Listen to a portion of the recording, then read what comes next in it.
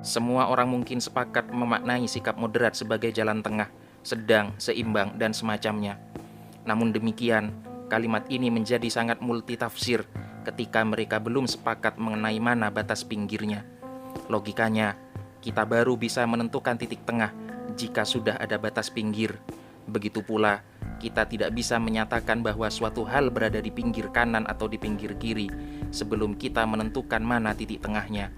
Karena itulah, kriteria sifat moderat akan terus menjadi perdebatan, senyampang pihak-pihak yang terlibat belum sepakat mengenai apa titik tengah yang menjadi pedomannya. Persoalan kita bukan terletak pada sisi penerimaan terhadap sikap moderat, melainkan pada persepsi kita terhadap moderat itu sendiri.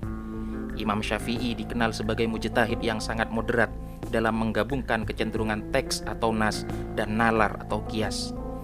Imam Asy'ari dikenal sangat moderat dalam mengkompromikan kecenderungan makna zahir dan kecenderungan takwil. Imam Al-Ghazali dikenal sangat menekankan sikap moderat dan seimbang dalam segala hal, terutama dalam konteks spiritualitas lahiriah dan batiniah. Namun demikian, masih ada saja orang yang mencela pemikiran-pemikiran beliau dan menganggapnya menyimpang dari kebenaran.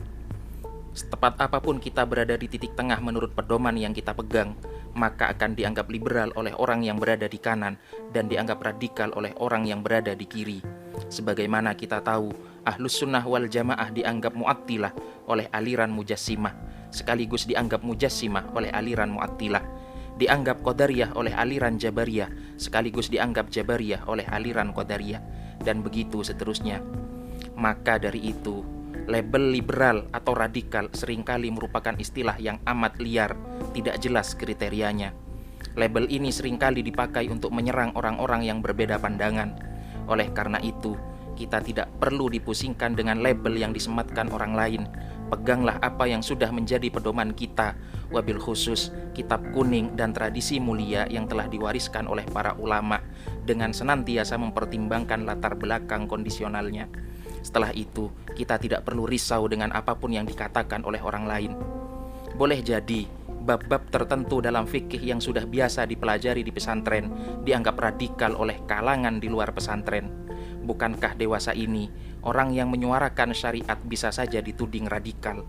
Begitu pula, orang yang melakukan nahi mungkar, lelaki berjenggot dan wanita bercadar. Bahkan, menyatakan bahwa non-muslim itu kafir, bahwa salib itu menurut ajaran Islam merupakan simbol kesesatan, juga dianggap radikal intoleran. Kalau hal-hal semacam itu dianggap radikal, maka biarlah kita dianggap radikal. Boleh jadi, hal-hal yang jelas bertentangan dengan fikih kita justru diopinikan sebagai Islam yang moderat, Islam yang teduh, Islam yang rahmatan lil alamin. Misalnya, wanita tidak memakai jilbab di tempat umum, menyatakan bahwa hukum negara harus diletakkan di atas hukum agama. Berjabat tangan dengan lawan jenis yang bukan mahram, menggunakan alat-alat musik yang diharamkan, memilih pemimpin non-muslim, pluralisme agama, dan seterusnya. Kalau hal-hal semacam itu dianggap moderat, maka biarlah kita dianggap tidak moderat. Boleh jadi pilihan sikap, pilihan strategi, dan manhaj dakwah yang dilandaskan pada realitas masyarakat dituduh sebagai sikap liberal oleh kalangan-kalangan tertentu. Misalnya, upaya-upaya untuk mengakulturasikan Islam dengan budaya, cara dakwah tadriji karena mempertimbangkan realitas masyarakat, cara dakwah yang inklusif dan berbaur, penerimaan terhadap Pancasila sebagai asas negara, penghormatan terhadap bendera merah putih, menerima NKRI sebagai negara yang sah dengan status doruri bisyaukah. Kalau hal-hal semacam ini dianggap liberal, maka silahkan saja kita dianggap liberal.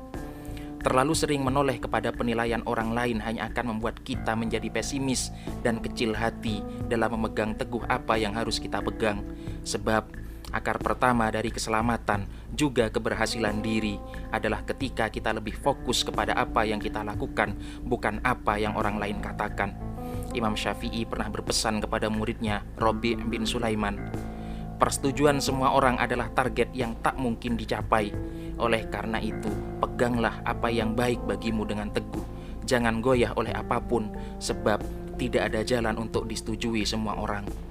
Jangan tergiur dengan sebutan moderat, jika hal itu justru menjauhkan kita dari tradisi dan pemikiran para ulama salaf.